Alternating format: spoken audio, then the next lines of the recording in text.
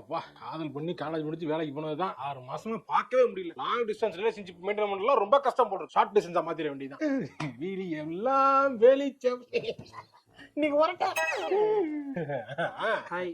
என்ன கொஞ்சம் தொடாம பேசுறியா? பப்ளிக்ல எல்லாரும் பாக்குறாங்கல்ல. சரி பாக்குறாங்க நம்மளே பாக்குற மாதிரி. எதுக்கு இப்ப இத்தனை தடவை நின்று போன் அடிச்சிட்டே இருக்கேன் ஆபீஸ் வெளியில?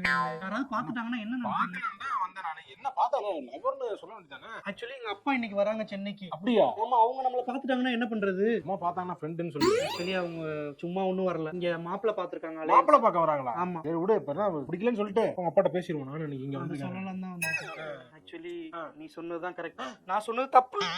நான் தான் தப்பு, எல்லாம் தப்பு நான் தான் பண்ணேன்.